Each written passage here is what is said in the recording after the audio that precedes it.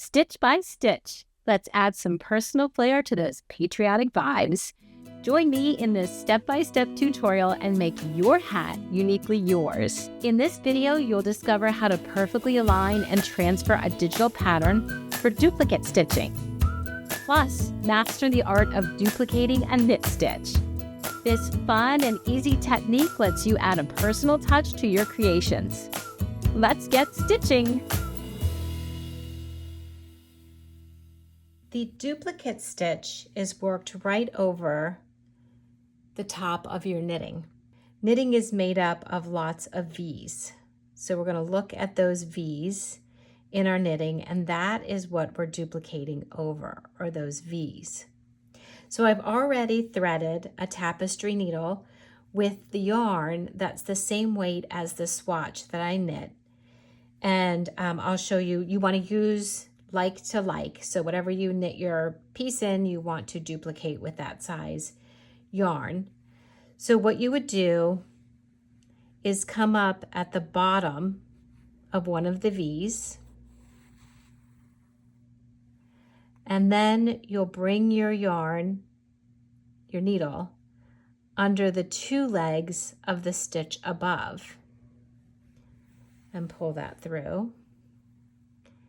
And then you can see that already covered the first leg of the stitch. So now we'll just come back down into the bottom of the stitch. And that's going to let us duplicate that stitch. That's why it's called the duplicate stitch. Now, if you want to do stitches that are next door, you would simply come up the same way that you did the first time at the bottom of the stitch, across the two legs of the stitch above, and then down at the bottom of the stitch.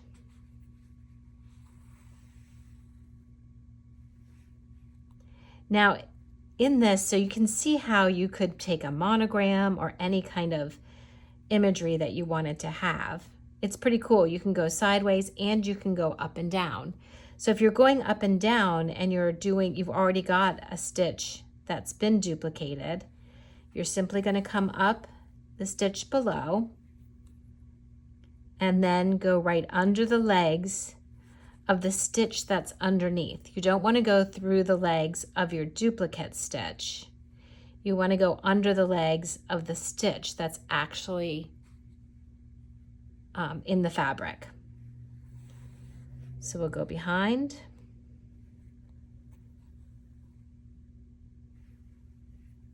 and then right back down in the center.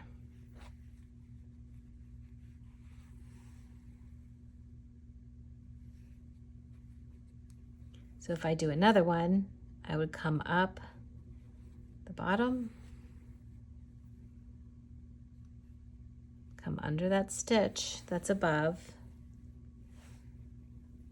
and then right back down.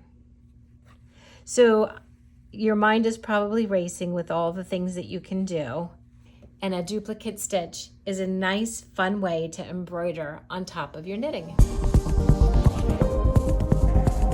For this project, you will need a digital template of what you want to do as your duplicate stitch, a pair of sharp scissors, a tapestry needle with a large eye and a curved tip, a little bit of the yarn that you either used or a color that you'd like your design to be in, and a completed piece. In this case, I have a completed solid patriotic color hat. I used the solid pattern and just changed the color of the ribs, and now that gives us a nice big canvas to work on. To get started, I've got a digital design already completed that's 26 rows long and 16 stitches wide. So I want to figure out the alignment of where I would like this pattern to go. My digital pattern is obviously larger than the actual print that I have here, or the knit that I have here. I'm going to use a little bit of waste yarn to do an outline of exactly where I want this design to go so that it's centered on my hat. My canvas is 30 stitches tall, and my design calls for 26 rows. So 26 or 30 minus 26 leaves me 4. So I'm going to leave 2 rows at the top and 2 rows at the bottom. It also calls for 16 stitches across. So I need to count how many of these columns of stitches I'm going to have in the total of my canvas, and then find my exact center point. After a little bit of counting, my center is right here, and I know I want to be 2 rows up. So I'm going to start my outline right here. I'm just going to go up and over like a basting stitch. Just going to go up and over each stitch.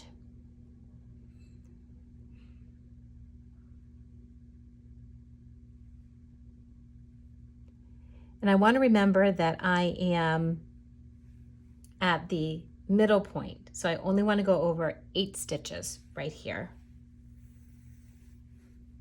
And then this is going to create an outline. So I'm going to leave a little bit of a tail, and this will come out of the project when everything is finished.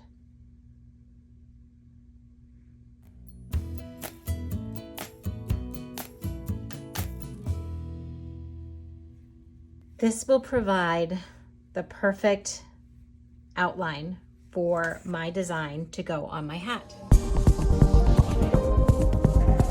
Let's come back and take a look at the digital pattern that we're going to use. The comma starts way down here, 2 stitches over, and then I do 2 blue stitches. I think this is a good spot to start. And essentially what I'm doing is for each one of these squares, the knit stitch is representative of that square. So I'm going to come over 2 and start in that first stitch. I wanted to start 2 stitches up. Actually, I'd be starting here.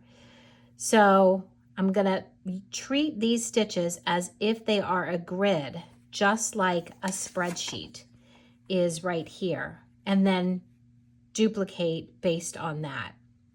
So let's start down here at the bottom with these 2 stitches.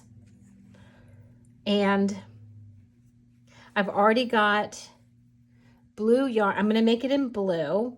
I've got that threaded onto my tapestry needle. And I also want to point out that the L and the A, I'm going to leave without any duplicate stitch. I want the color, this ivory kind of color, to show through the blue. So I'm going to work around that. All right, first 2 stitches. So we're going to come over 2, and I want it 2 stitches up. So right here off of my marking is my first stitch. I'm going to leave myself a bit of a tail that I can weave in later. And I'm just going to come under the legs of the stitch above, pull my yarn through, and then go back down into the bottom of the V stitch. And that gives us our first duplicate stitch.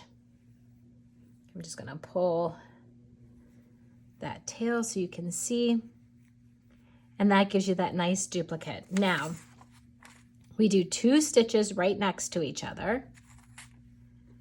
So I'll come up here,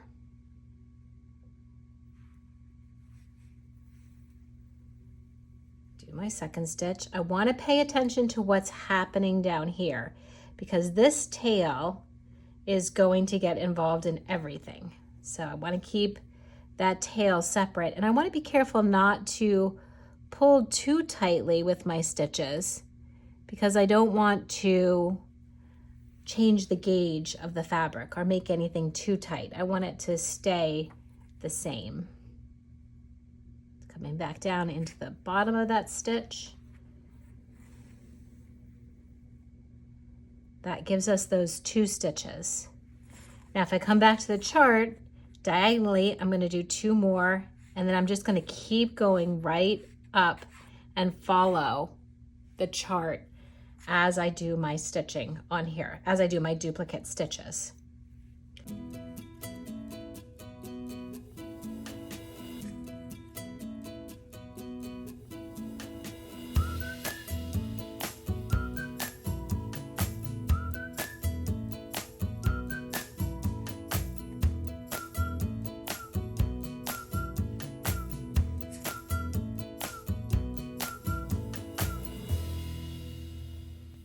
You want to make sure that you are regularly checking back with your pattern.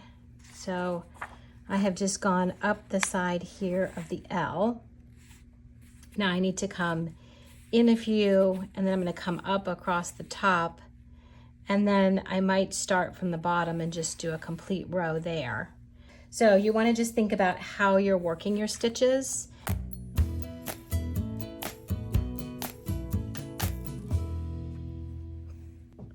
If you get up here towards the top like I am, and your grid is now in your way, you can just take this right out. This can come out at any time that you'd like. I'm just gonna give a little pull and use my needle and just take that basting stitch right out to give it a pull without tugging the fabric too much.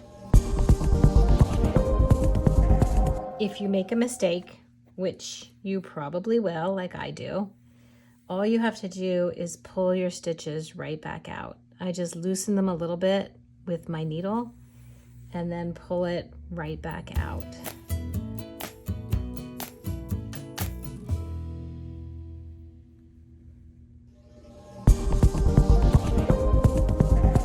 To finish everything off, you want to weave in your ends.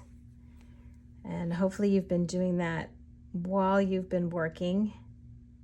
You want to just find little spots to take a few little bites.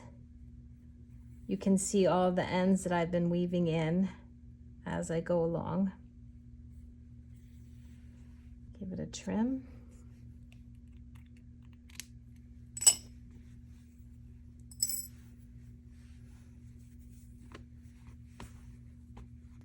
That's how you do the duplicate stitch over a solid color hat using a digital guide for reference. And how cute is she? All done and ready to party. Thank you so much for tuning in. If you enjoyed this lesson, please give it a thumbs up, subscribe to my channel, and hit that notification bell to stay updated on all my latest content.